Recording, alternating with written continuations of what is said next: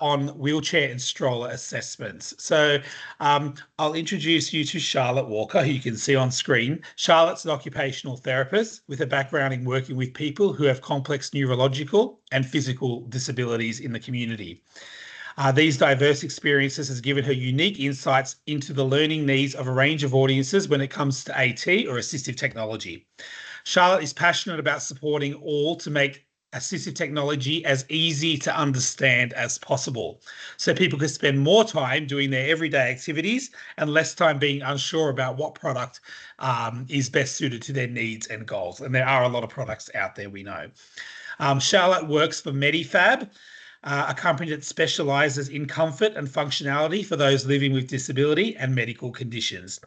You can read more about Medifab at any time at www.medifab.com.au. But again, I will send out all the links to that tomorrow. So tonight, Charlotte's going to give us a brief oversight of the main things to ask when you're doing a wheelchair or stroller assessment. Obviously, it can be a very, very daunting process, particularly if you're doing it for the very first time. And Charlotte's going to help you with, what to expect from the assessment, trial, application, the delivery process, the sort of questions you should be asking and thinking about if you're going into this process. She's created this presentation after reflecting on her own experience as an OT prescribing seating for NDIS clients, and hoping that the resources and information that she's provided will make it easier for everyone watching or listening tonight. So big thank you to Charlotte for giving her time tonight. And without further ado, I will pass on to her. Just a reminder, if you do have questions, please pop them into the chat or hold on to them for the end of the presentation. Welcome, Charlotte. Thanks, Paul, for that amazing introduction. And yeah, thanks everyone for making the time, or if you're listening to the recording in sort of a non-live format, thanks for, I guess, making the time to learn more about this topic.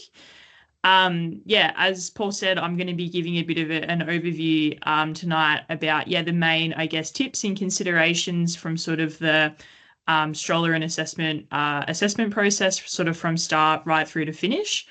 As Paul said, any questions, please pop them in the chat, and hopefully you walk away from tonight's session with some more information to make yourself maybe feel a little bit more confident about the process as well. Paul did give me an amazing introduction, but I guess I just wanted to shed a little bit more context on what my role at Medifab is and who Medifab is as an organisation. So we kind of more sit in the background of like the equipment supply side of things in Australia. So we are actually the importer of a number of different products. While I do work for Medifab, I myself am not the person who brings out the products to trial with your child's occupational therapist or physiotherapist or yourselves. We work with a distributor or supplier network right across Australia. So then in Australia, their sales reps are the ones that choose to stock and offer our products. And so they're the ones that are bringing out the products to trial. So we just kind of sit in the background. My role is to provide those sales reps with education and training about our products, so they know how to set them up correctly, know how to bring out the right thing to suit your child and your needs at the trial to hopefully have a successful appointment from the outset. We also run some clinical education events for OTs and physios across Australia as well, just to help their knowledge and understanding of sort of assessment and different options that are out there as well. But something I'm really proud of working for Medifab is that we're a family-run business. So it's an amazing place to work. I feel very privileged to work there and, be able to share my knowledge with you all as well, because we're very passionate about education as well. And I think, that sort of says a lot as well about our company motto, which is shaping better lives. It's something that, we always strive to do every day through the work that we do as well.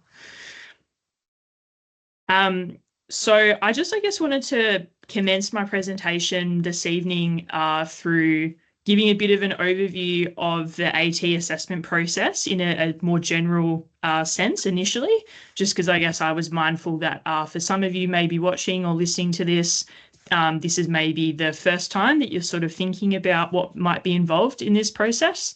But I will, I guess, essentially use what you see on the screen at the moment to scaffold the structure of my presentation this evening. So this is just, I guess, a framework that I'm going to be building on throughout the session this evening. So to sort of briefly touch on things before we get more into kind of each individual section or component. The first part of the process is the actual assessment itself, and there's a number of different components that make up assessment, as you'll learn more about shortly in the presentation. And then most people, I think, who are new to this process sometimes just think that the therapist goes straight from assessment into trial, right? But there's a whole lot of work that happens in the middle here. So essentially what feature matching and research means is the therapist is taking all those components from the assessment and things that you've talked about and things that they've observed in your child and maybe physical assessments they've done as well. And then researching what's available within the location that they're having to service, because we know not all suppliers will service all areas, for example. They might be looking at a broad suite of seating options initially and kind of ruling out some and then kind of trying to narrow down ones to bring out to the trial.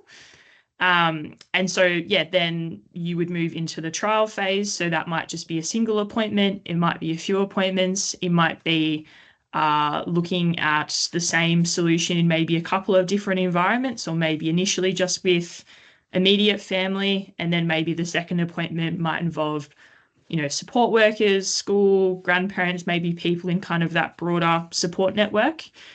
And then once, sort of the solution's decided upon and everyone's in agreement, the therapist has to write a funding application if it is being funded through a funding body.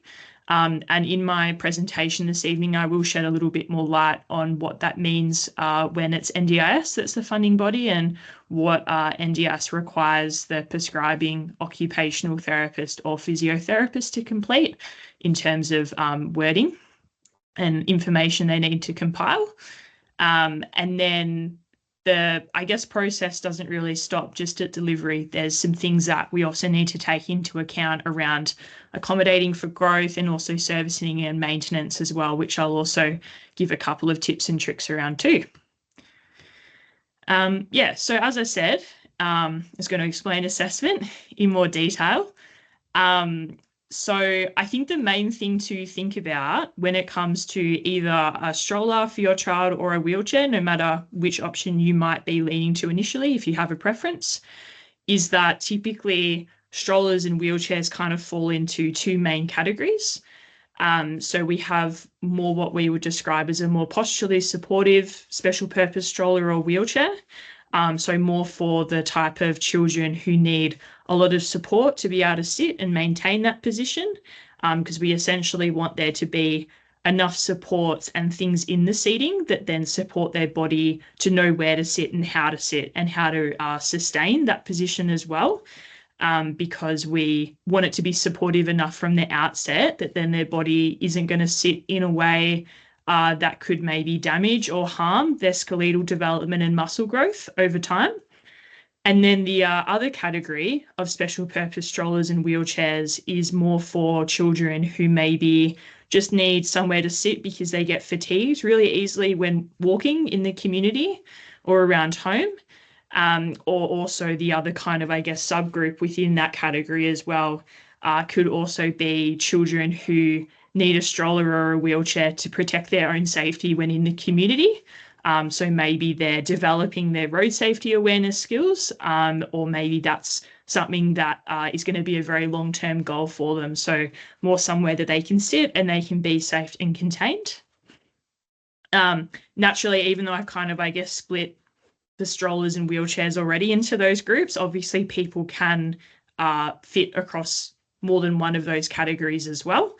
But that's kind of like where I would start thinking about things is, what category does your child probably fit into? So more thinking about asking this why question, what is it that we're actually trying to achieve through this stroller and wheelchair?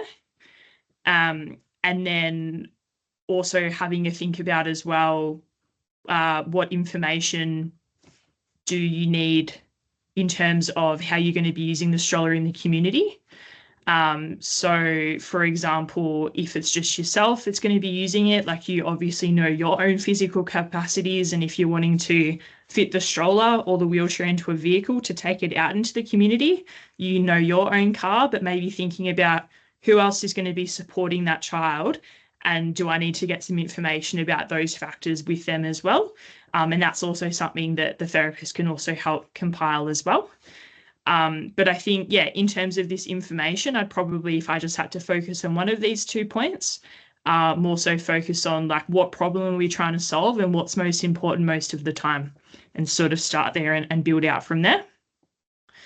In terms of the physical assessment, so something that I guess from my own experience as an OT that we would typically expect to be best practice, and I hope it's the same for the NAPA therapists as well, is completing an actual physical assessment of the child. So taking the child's key measurements, so things like how wide are their hips when they're sitting, how long are their femurs, so their leg bones when they're sitting, from their knee down to their foot, for example. Getting their current body weight is also another important one as well. Because a lot of the pediatric strollers and wheelchairs have growth built into them. So then the therapist will be trying to accommodate for that growth, both at the trial, but then thinking about planning and future-proofing that growth into their recommendations as much as possible. The other assessment, depending on your child's needs, that a therapist may also want to or need to complete is also what we call a MAT assessment. A MAT assessment, for those of you that have maybe not heard of this, it just stands for the mechanical assessment tool. It's essentially a very commonly used seating assessment amongst occupational therapists and physiotherapists that essentially looks at your child's balance and their range of movement, both when they're sitting, but also when they're lying down. And so this just essentially helps the OT or physiotherapist to understand your child's posture and range of movement better. So then if there's maybe anything that has developed in a certain way that they need to accommodate for in the stroller or the wheelchair, they can then kind of plan that into their research for the trial. And something else as well that can be a good point of discussion between yourself and the therapist is just making sure around you're both aligned on if there's any other medical accessories that you might want to store on the stroller or the wheelchair. So, for example, IV poles or suction machines, because not all special purpose strollers or wheelchairs have kind of extra shelves or are compatible with having IV poles mounted. So it can be, really good to highlight this, I guess, particularly if your child's only being seen in a clinic context and maybe there's things happening at home or out in the community that maybe the therapist doesn't see when they see your child. This can be a really good point to be aware of and raise with the OT or physio as well. And then my last point around assessment is more just thinking about within yourself, like where do you want to use the stroller or wheelchair? Are you the type of family that loves to spend heaps of time outdoors? And so you need something that's maybe more robust and is better for uneven surfaces? Do you want something that folds down really easily because you love to travel in a vehicle or on a plane away and you spend lots of time away? Or are you going to be more using it on a flat surface? Because this can also help the therapist kind of guide their decision making and help guide you in the right direction around what option might be the most suited as well.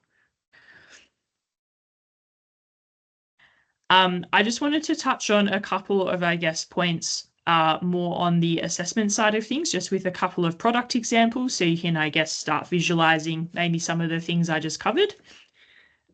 So here you'll see we've got 3 strollers on the screen. On the left-hand side of the screen, we've just got what looks like just a normal kind of pram base, right? We've got 2 smaller wheels at the front and 2 bigger wheels at the back. But what we are able to do is use this stroller base to accommodate or suit families where they maybe want to go running or on more uneven terrain. Because the 2 smaller front wheels that you see on the left-hand screen actually are removable with a pull pin. And then you can order this single front running wheel. So it's going to be a lot smoother and has a lot better suspension for that uneven terrain or when you're running at speed with the child in it. So this is the Bingo Specs or Bingo Evo stroller on the switch base. So this would be an example of that moderate to high postural support that I sort of touched on at the start, so that first group of user. Whereas in contrast, if I just skipped ahead a little bit, we've got a couple of other strollers that don't really have nearly as much postural support in them. So again, like the one on the right-hand side, the multi-roller, you can still interchange the front end, but there's just less things we can fit around lateral supports or head supports, hip belts, that sort of thing, which mean that it's not as suitable for someone that needs a higher level of postural support. Something else I just wanted to touch on as well is also maybe thinking about planning for either current family situations or maybe future as well. So on the screen now, I've got the bingo switch with our recently released sibling seat. So this is the only stroller option commercially available in Australia where you can have a posturally supportive stroller seat at the back, but also accommodate for a younger sibling at the front using this seat. And you can also get some adapters, so then you can also fit an infant capsule, so more for a newborn baby as well, to this as well. So yeah, I think the reason I also wanted to highlight this is, sort of more thinking about how things might change down the track, and maybe just raising it with the therapist when you're doing your assessment, just so they can kind of have that in the back of their mind as well. Because we obviously know timeframes with NDIS are quite protracted at the best of times, so always better to plan ahead and communicate things that even might happen or might change down the track, even if it's not the current situation as such. And my last point just around assessment as well, as I mentioned, we can also think about using either a special purpose stroller or a wheelchair for those individuals that are developing their road safety awareness skills. And the way in which we do this is, instead of having the standard type buckle with hip belts and harnesses on the left-hand side, some strollers have the capacity to have their hip belts and harnesses ordered with other types of buckles. So for example, this anti-escape buckle in the middle, which I liken to a childproof lock on a medicine bottle. So you can still open it if you've got pretty good hand function as a child, and you can learn through observation. But then, yeah, in comparison as well, the pen popper buckle requires a tool, so it can work better for some users, just depending on their capacity and skill development over time as well. So now that I guess we've kind of finished the assessment without doing the assessment because we're on a webinar, the next part of the process, as I was saying earlier on in the presentation, is that the therapist essentially pulls together all the information. So all the information from the physical assessment and subjective things that they've discussed in conversation with yourself, or maybe other treating therapists of the child, or things they've observed. And I think this picture really sums it up nicely. They're trying to bring all the things together that you need in a stroller or a wheelchair. So they're a bit like a wizard trying to wave a wand and work for a magic solution. But I think the most important thing for you guys as parents or caregivers to be asking about at this point, when the therapist comes back to you with maybe some options that they think is worth trialing, is asking the therapist, how do these options that they've presented to you meet the defined needs and goals and your priorities that were discussed in that assessment? Because I think it's just good to be, touching base throughout to make sure you're both on the same page, and also that your perspectives are captured and prioritized as well where possible. Unfortunately, there are, I guess, some situations where as therapists, we would love to have a solution that meets every single required feature, but sometimes that's not possible. So it can also be helpful to rank from most important feature to least important feature as well, and have the therapist do the same, just so you can help get each other on the same page as well before you head to the trial. Obviously moving on to the trial. So the therapist has worked their wizard magic, and they've booked the appointment. The supplier reps brought out some things to have a look at. So I think it's important to also think about who else needs to be present, as I was saying before, like support workers, other family members. So think about where, like, is home going to be the best location, or are you better to maybe book a longer appointment, meet at home, and then take it out to a community location you go to a lot as a family? A really important thing to be thinking and asking about at the trial is around growth. So some strollers and wheelchairs will have bigger sizes of the same product, but not all do have that. So yeah, just thinking about, okay, maybe we're in a size 1 of a certain stroller now, but what does the size 2 look like? Do we actually need to think about being in a size 2 now and then even size up to a size 3, for example? And also just around growth, some suppliers do offer a free retrial or remeasure once the funding for the item has been through, but before it's ordered. So as we know with NDIS, things can be quite long and drawn out waiting for that funding approval. So it can be really handy to ask the supplier at the trial if that's something they offer, because you want to make sure that your child has enough growth in the product to last them a good length of time. So that can be a good thing to check before the item's ordered. And I think as well, just around the trial, like, yes, sometimes different people have different preferences or ideas in their mind about whether they think a stroller is going to be the way to go or a wheelchair. But sometimes, you can surprise yourself and maybe end up actually realizing and having the opportunity to test out both, and then through that sort of come to the realization that maybe the best solution for your family's needs and your child's needs is actually maybe not what you initially thought. So it can actually be a really good opportunity to test out both, even if anything, it's just to confirm that maybe your initial gut feel was actually correct. And then something else as well that is important to actually complete at the trial is around the folding, particularly with some of the special purpose strollers. The fold and like the lift can be a little bit fiddly to do, especially when it's something new. But I think it's important to ask yourself and think about, is that fold and lift, whether it's a stroller or a wheelchair, is that going to be something that's manageable for you to do every day? But also testing, how does the stroller or the wheelchair fit in the boot of your car? You'd be surprised the amount of calls we get from reps and families where it's something they've maybe forgotten to check, and then they get a little bit of a surprise at the delivery where it doesn't quite fit as well. And if you are considering a wheelchair and trialing a wheelchair, it's also important to highlight that not all wheelchair frames fold. So definitely, ask the supplier, does the one there fold? And if so, how? And checking that and giving that a trial out for yourself as well. And something else that can be handy to ask about, particularly if you want maybe a little bit of an extra opportunity to trial out the solution before you make a decision, or maybe you and your child might need something straight away and you're waiting for the purchase funding from the funding body to come through, is also asking about whether the supplier offers hire or loan options for either the same thing that you're trialing or something that's pretty close as well. A lot of them do. It just might not be exactly the same as what you've trialed, but they can usually get pretty close.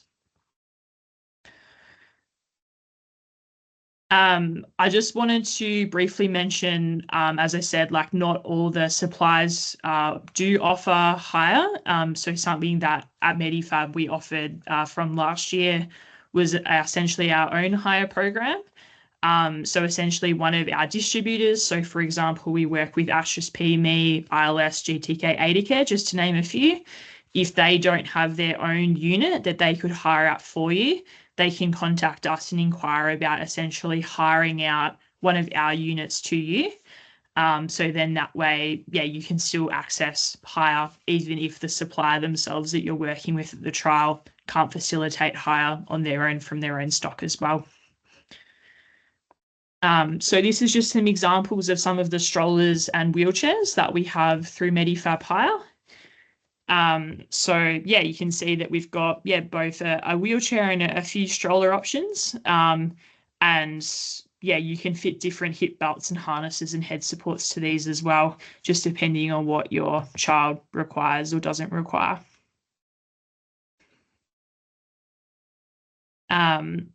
And I just wanted to highlight this just around the folding, to sort of, I guess, give you a bit of a visual of how, even though how these are all strollers, the fold is quite different. So for example, some of them can be quite long, so it's really important to check the width of the boot. But then say some other models, they more kind of stack down on top of each other, so they're not as long, but you still have a reasonably similar weight overall, or close to it, because they're sort of, it's a more compressed weight, rather than it being spread out over a longer amount.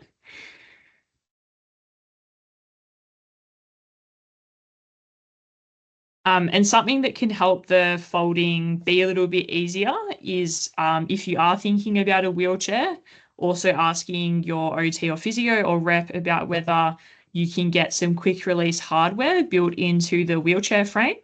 What quick release hardware is what the name suggests. It's literally like some buttons that help you more easily remove the seat cushion and or the backrest. So then you can remove and reapply everything to the frame a little bit more easily, so the fold's just a little bit quicker and easier to do.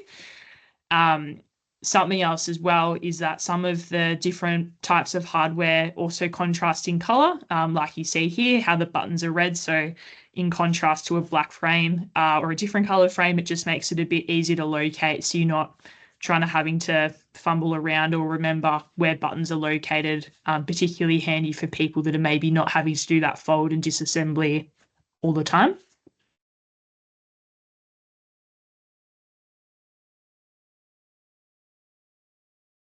And then, so yeah, at the end of the trial, hopefully there is a solution that the OT or physio feels aligned on, that's going to meet the child's needs, that you're also in agreement with as well. And so if you are wanting NDIS to fund it, as I said, that it needs to have a special type of report done for it. And so I think at this point, it can be not something that I think a lot of people necessarily think to ask the therapist, but asking around what support structures they have within their own workplace to help develop their skills with report writing.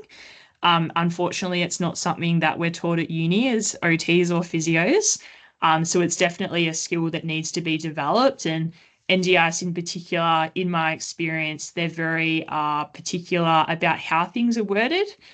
So it is kind of one of those things that, unless therapists have a more senior staff member guiding them and supporting them to word things in the correct way that NDIS expects and fill out the paperwork in the correct way and follow the correct procedure, it can be quite a tricky skill to develop.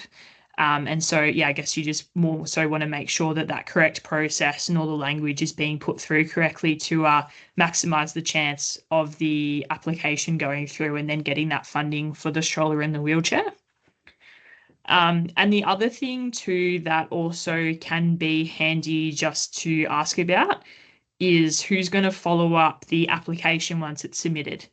I guess in my experience, it's not really like a consistent process as such. At the therapy practice I used to work at before Medifab, I myself would follow it up quite commonly, but I know some of my therapist peers that work elsewhere, they put that maybe more on the parents, or maybe if there's a support coordinator involved.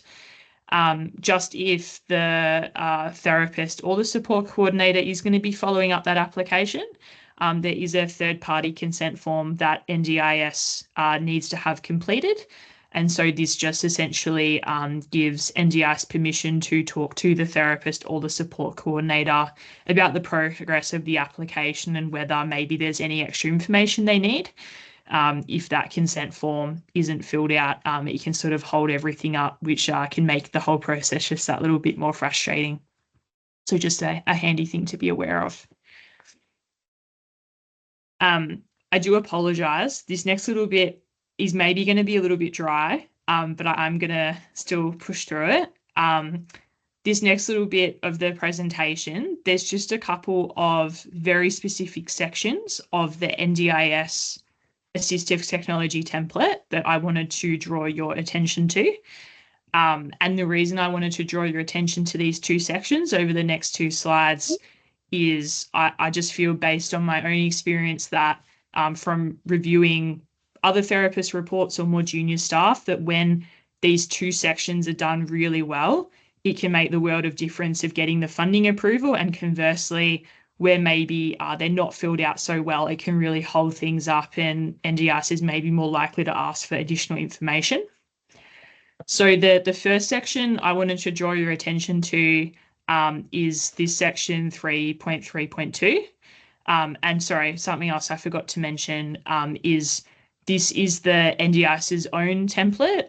So it's something that OTs and physios technically only need to complete when the stroller or the wheelchair or any other piece of equipment is greater than $15,000. But they still, I guess, like therapists to include this information if they're using support letters and such as well. So this is with the full-blown application. But yeah, as I was saying, this section 3.3.2, it talks about AT features. So essentially, there's a table that the therapist has to fill out. On the left-hand side of the column, the therapist should be writing out all the features that the stroller or the wheelchair needs to have.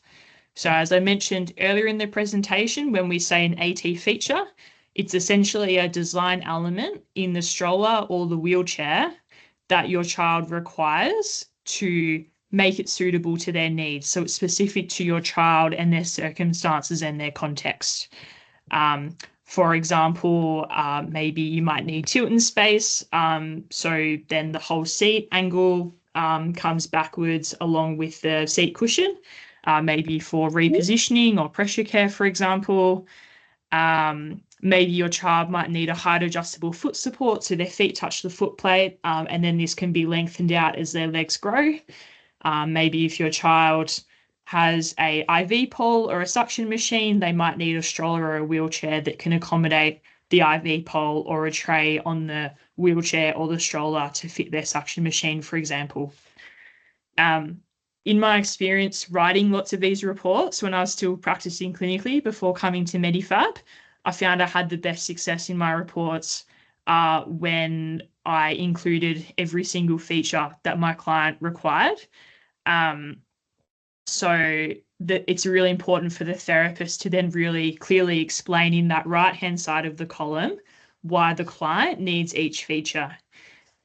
So essentially putting their clinical reasoning in that right-hand column to match the feature in the left-hand column of the table overall. And yeah, as I was saying earlier, ideally we would want to have all features that are required in the solution, but sometimes you maybe need to make a compromise on maybe something that is maybe a nice to have feature, but it's not going to be essential to how it functions. Because yeah, we obviously have to work in the context that we live in that, yeah, in Australia, we only have certain products that come in, and sometimes there's not one solution that can kind of do everything we need, and trade-offs need to be made as well. Hopefully that wasn't too dry. I've got another report writing based template coming up, which I feel like is just as important as the previous slide. The other section of the report I just wanted to touch on a little bit is this section 3.4 that's titled in the template evaluation of other options. So as we know, NDIS, yes, they can be great at giving your child and yourself funding to meet their goals and meet their needs. But unfortunately, to put it bluntly, NDIS doesn't want to spend more money than what is required to achieve those goals and needs.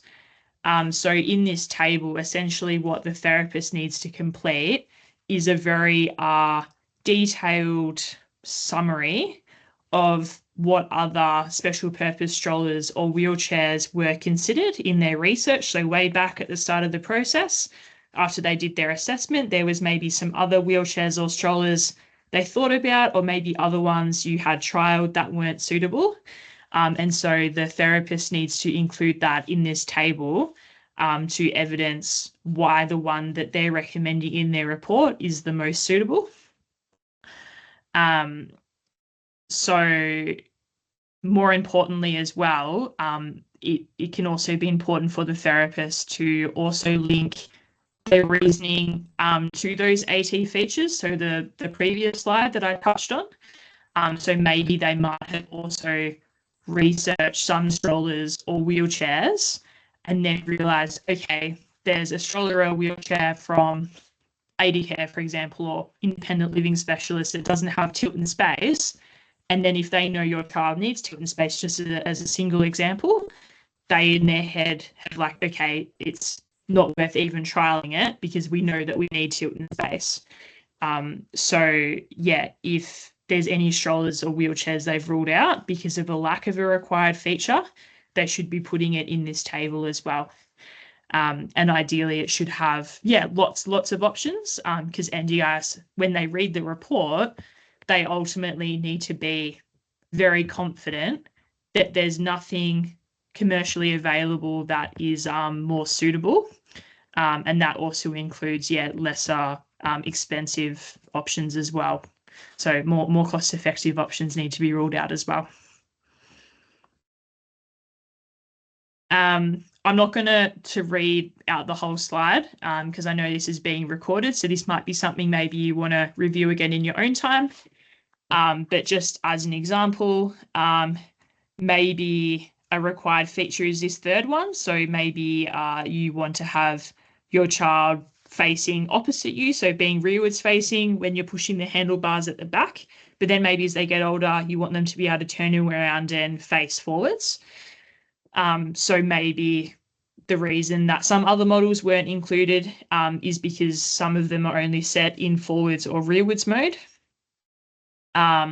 Or maybe you need to consider where your child's communication device is going to go when they're in the stroller or the wheelchair.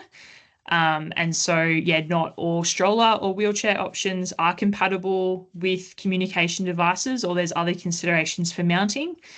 For example, some carbon wheelchairs can't take clamps if you're mounting a communication device, so then that might maybe influence why the therapist has recommended a certain solution over another. So I think that the overall point I'm trying to make with this evaluation of other options is NDI should be able to read the report and understand how the therapist and yourself have come to the recommendation. And they sort of need to see that, okay, we've started at lower cost options and then we've kind of done our research, we've ruled out things down here, and then we're sort of building up to what we've recommended. We just haven't jumped to that final recommendation sort of out of thin air, if you will. And we're getting towards the end of things now. So lucky last, delivery. So congratulations, your stroller, your wheelchair has been approved. Delivery happens. And so just the last thing to ask about at that point of delivery is just around servicing and maintenance. So just like your car, for example, if you have a car, you just need to be thinking about how often does it need to be serviced, who to contact, and also who does the growing and adjusting of the product as well. So they can all be handy things to ask at the time of delivery, or ask the therapist, after delivery, sort of once you get going with the stroller, if you don't think to ask at the time of delivery as well. To summarize, assessment's really important. It's a chance for you to make your needs and concerns heard and for the therapist to get some really valuable information to help guide their own research and to get on the same page. I think as well, just thinking about, how are you going to use it? How do you envision using this stroller? What problem are you trying to solve for your child as well? And is there any information about home or other contexts that your therapist doesn't see your child in that is maybe handy for them to have?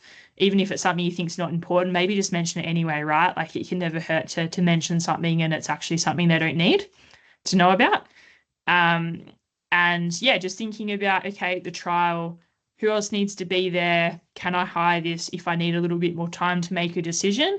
And checking that folding and lift and how things fit in the boot, and checking for growth as well.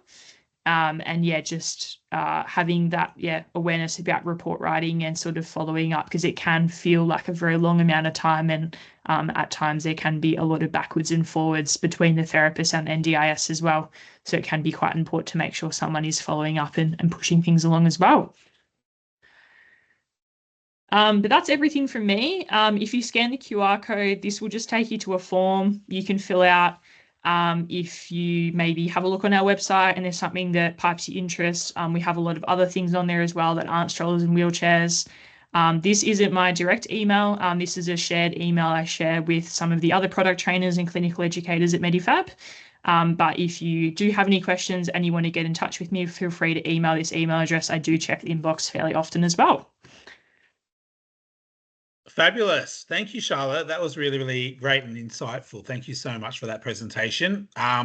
As we said at the start, for those of you who may have missed it, we have recorded this presentation, and I will send a link through to you tomorrow on the email that you registered for tonight.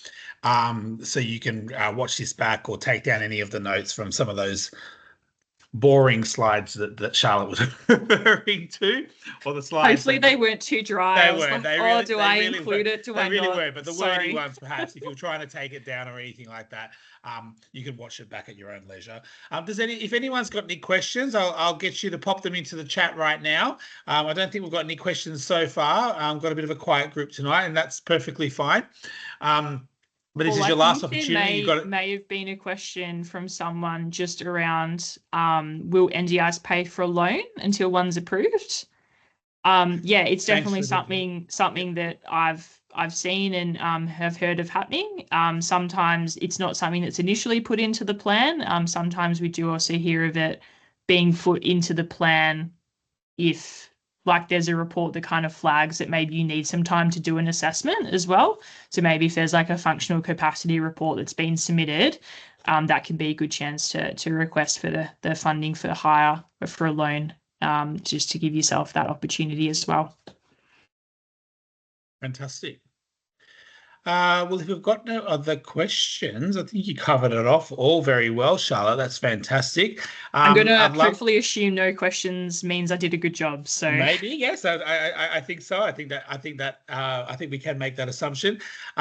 Whilst I've got the last remaining people on screen, remember there are some upcoming NAPA nights on different topics for the remainder of the year. I'm not going to go through the lists again, but just follow NAPA on socials and you'll see the upcoming ones. There's a couple more on AT remaining in the year, one that's focused on the bathroom and pediatric toileting and bathing, and one about how to best incorporate AT requests into your NDIS planning. So probably covering quite a bit of the stuff that Charlotte covered tonight.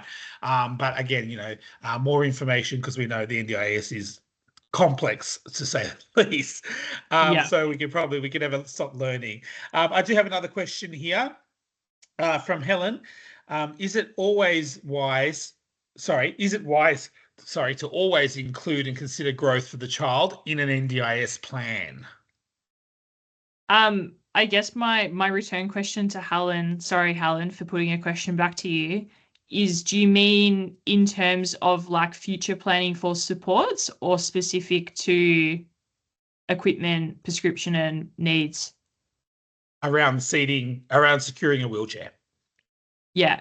I would say definitely. I think it's actually applicable to even supports that are required that aren't equipment related, right? Like, you guys as parents of people with a disability is like, already enough to think about, but it's never too early to be kind of thinking, okay, how are things going to go in the next couple of years, and sort of flagging how things might change, and, particularly looking at, when you do have a wheelchair or stroller, how much growth's left? Like, do we maybe need a replacement in a couple of years? Yeah. What about 10 months? Like you get a plan, you get a new chair. It takes that long to get the chair. You get the chair, but the child has grown. And so you use the chair for a few months, but you've got to go for another reassessment and an assessment on the wheelchair. So how are NDIS considering that? And especially for 2-year plans. So, I volunteer with SWAN, syndromes without a name, and a lot of our children are degenerative and they do lose their capacity, so they worsen in their abilities, and that's why it's really important to consider changes in growth and stature and everything. So Yeah. I want your opinion on that, because this is what families are missing. They're not getting it. Yeah. Just reflecting on my own experience working in sort of progressive neurological conditions, which I guess somewhat sort of relevant to the SWAN community. My approach when I was working with that population was, where possible, I guess, trying to forecast more so what that progression looked like, and instead of prescribing something that was okay for now, maybe hiring something that was okay for now, but more thinking, okay, long term, what are we going to need? And getting that process for long-term needs underway a little bit sooner, just because things can take so long. So being more proactive rather than reactive and in the moment, which I know particularly with SWAN and, where it's, maybe a rare condition and not much is known about it, is much easier said than done. But yeah, I think that's probably my best advice, is being proactive and getting things happening sooner, and going for more sort of a long-term solution rather than something that's going to be okay now and maybe not in 6 months or a year, for example. Does that help? Yeah, thank you. It's just that some OTs won't do future planning. They want to see it as it is right at this moment, and that's what they apply for the funding for, because they say that's what they are required to do under the guidelines, because the child doesn't need all this and they don't know if they're going to need it. And then in 3 or 4 months they do. And so it's all start from scratch again. And you know what it's like, a reassessment or, a change of situation. But yeah. Well, say for example, like if we just took a wheelchair as an example, right? Like you can have a wheelchair that is fixed upright, so there's no angle in the backrest, there's no tilt in space. Like, yes, that might be okay for a child in the SWAN community now, but also my personal opinion is any therapist should know that, okay, if their condition is known to be progressive and maybe they might need tilt in space or back angle recline now, let's put it in a chair now that has that function. We might not use that particular function for 6 months, 12 months, but at least it's there ready to go. And then it gives parents and people supporting that person an opportunity to actually spend more time doing stuff that isn't around battling this uphill battle of trying to adjust needs that keep coming up and things that keep changing. Totally agree, but denied by NDIS. Anyway, we won't go into it, but it's been really. And look, I think as well too, like part of it as well also sometimes does come down to, as I was saying, like how the therapist has worded things in the report. I'm not trying to insinuate that, it's an issue with NAPA therapists or the like, but sometimes therapists just don't have that confidence or knowledge as to how to word things in a certain way to get it over the line. Because coming from that palliative care, like progressive neurological space, personally, I didn't have that. I still have friends working in that space. They haven't necessarily had those same issues as well. So maybe it's a report writing skill side of things as well. And also NDRC is just difficult. Like they're getting more difficult. So it's probably a combination of all the above. We've got another question here, and I think they've kind of answered it. But what is the process for when there is no funds for AT in the plan? Do we need to have a plan review? That's more of an NDIS question rather than a product specialist question, but in your experience, yes, you would have to either have a plan review or you do the special circumstance change, don't you? Yeah, correct. Yeah, right on the money, Paul. Need a review. That's that. Yeah. Sorry, therapists Caroline, we can't solve that one easily for you. Can't do their assessment with no funds in the plan to do their assessment, and yeah. Okay, great. I think that's the last of the questions. A big thank you to everyone who's tuned in tonight, and obviously a big thank you to Charlotte. If you are still online and have a chance to scan that QR code and ask any questions or give thoughts or comments, that will go through to their team at Medifab. There is an email online if you do have further questions. I will send that email out as well in my communications tomorrow. But again, thank you for taking the time out to join us tonight, and we appreciate you, and we hope to see you on a future NAPA Connects event. Thanks, guys. Thank you. Have a good night, everyone.